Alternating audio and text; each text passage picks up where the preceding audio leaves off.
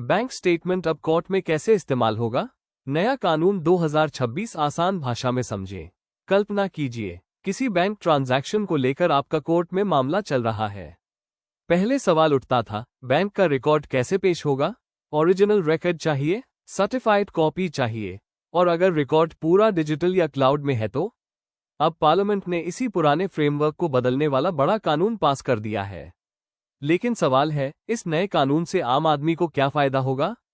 क्या आपका mobile banking record अब सीधे कोर्ट में एविडेंस बन जाएगा? और क्या इससे बैंकिंग फ्रॉड और फाइनेंशियल डिस्प्यूट्स के केसेस में फर्क पड़ेगा? आज इस वीडियो में पूरा मामला आसान भाषा में समझते हैं। आज यानी 10 अगस्त 2026 को पार्लियामेंट ने बैंकर्स बुक्स एविडेंस बिल 2026 पास कर दिया है।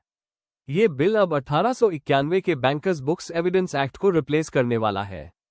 पुराना कानून उस समय का है जब बैंकिंग रिकॉर्ड्स मुख्य रूप से फिजिकल बुक्स और पेपर डॉक्यूमेंट्स के रूप में मेंटेन होते थे। लेकिन आज बैंकिंग पूरी तरह डिजिटल हो चुकी है। Internet banking, mobile banking, OP, electronic transaction records, cloud based systems. इसलिए सरकार ने पुराने लीगल फ्रेमवर्क को मॉडर्नाइज करने की जरूरत बताई। नाम थोड़ा मुश्किल है, लेकिन कॉन्सेप्ट बहुत सिंपल है। जब किसी कोर्ट केस में बैंक के रिकॉर्ड्स की जरूरत पड़ती है, तो सवाल होता है कि इन रिकॉर्ड्स को एविडेंस के रूप में कैसे पेश किया जाए। नया बिल इसी लीगल प्रोसेस को मॉडर्नाइज करता है। खास बात यह है कि बैंकिंग रिकॉर्ड्स की डेफिनेशन को आज की टेक्नोलॉजी के हिसाब से अपडेट किया गया है। यानी फिजिकल रिकॉर्ड्स के साथ साथ इलेक्ट्रॉनिक, डिजिटल, वर्चुअल और क्लाउड बेस्ड रिकॉर्ड्स को भी फ्रेमवर्क में शामिल किया गया है। अब सवाल आता है, 1891 का कानून आखिर रिप्लेस क्यों किया गया? 1891 में स्मार्टफोन नहीं था, इंटरनेट बैंकिंग नहीं थी, ओपी नहीं था, क्लाउड स्टोरेज नहीं था, लेकिन आज आपके बैंक ट्रांजैक्शन का पूरा रिकॉर्ड डिजिटल सिस्टम्स में जनरेट और स्टोर होता है। इसलिए कानून को भी उसी टेक्नोलॉजी के हिसाब से अपडेट करना जरूरी था। नया बिल इसी गैप को एड्रेस करने की कोशिश करता है। सबसे बड़ा बदलाव है डिजिटल बैंकिंग रिकॉर्ड्स की लीगल रिकॉग्निशन। यानी इलेक्ट्रॉनिक रिकॉर्ड्स को कोर्ट प्रोसीडिंग्स में एविडेंस के रूप में इस्तेमाल करने के लिए ज्यादा स्पष्ट फ्रेमवर्क बनाया गया है। इसमें इलेक्ट्रॉनिक रिकॉर्ड्स की सर्टिफिकेशन के लिए भी अलग व्यवस्था का प्रावधान है। इसका मतलब समझिए, अगर किसी लीगल डिस्प्यूट में बैंक ट्रांजैक्शन महत्वपूर्ण एविडेंस है, तो अब डिजिटल रिकॉर्ड को कानून के आधुनिक फ्रेमवर्क के तहत पेश करने की प्रक्रिया ज्यादा स्पष्ट होगी। यहां एक बहुत जरूरी बात समझिए। अगर आपने अपने मोबाइल में बैंक स्टेटमेंट का स्क्रीनशॉट ले लिया, तो इसका मतलब यह नहीं कि वो स्क्रीनशॉट अपने आप कोर्ट में फाइनल प्रूफ बन जाएगा। कोर्ट में इलेक्ट्रॉनिक एविडेंस की ऑथेंटिसिटी और एप्लीकेबल सर्टिफिकेशन रिक्वायरमेंट्स महत्वपूर्ण रहेंगे। इसलिए इस कानून का मतलब कोई भी स्क्रीनशॉट इक्वल्स पक्का सबूत नहीं है। असली बदलाव है डिजिटल बैंकिंग रिकॉर्ड्स को एविडेंस के लीगल फ्रेमवर्क में स्पष्ट रूप से अकोमोडेट करना।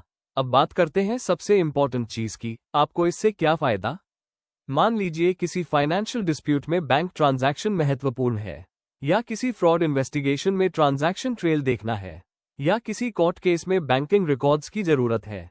ऐसे मामलों में बैंकिंग रिकॉर्ड्स को डिजिटल रियलिटी के हिसाब से हैंडल करने के लिए ज्यादा अपडेटेड लीगल फ्रेमवर्क उपलब्ध होगा। इससे पुराने पेपर सेंट्रिक सिस्टम पर निर्भरता कम करने और कोर्ट प्रोसीडिंग्स को डिजिटल बैंकिंग के साथ अलाइन करने में मदद मिल सकती है। लेकिन एक बात बिल्कुल साफ है, ये कानून साइबर फ्रॉड को खत्म करने वाला कानून नहीं है। इसका मुख्य उद्देश्य बैंकिंग रिकॉर्ड्स को एविडेंस के रूप में हैंडल करने के लीगल फ्रेमवर्क को मॉडर्नाइज करना है।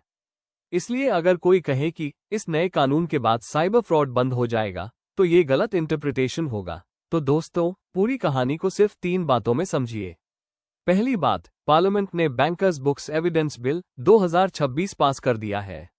दूसरी बात, यह 1891 के पुराने कानून को रिप्लेस करने वाला है और डिजिटल बैंकिंग रिकॉर्ड्स को मॉडर्न लीगल फ्रेमवर्क में रिकॉग्नाइज करता है। तीसरी और सबसे जरूरी बात, इसका मतलब यह नहीं है कि आपके मोबाइल का कोई भी स्क्रीनशॉट अपने आप कोर्ट में फाइनल एविडेंस बन जाएगा। असली बदलाव है भारत के बैंकिंग एविडेंस लॉ को डिजिटल एज के हिसाब से अपडेट करना। अगर आपको ऐसे ही नए कानून, सुप्रीम कोर्ट के फैसले और आपके अधिकार आसान हिंदी में समझने हैं, तो भारतीय कानूनी ज्ञान को सब्सक्राइब जरूर करें। वीडियो पसंद आया हो तो लाइक करें और इसे अपने दोस्तों के साथ शेयर करें। धन्यवाद। जय हिंद।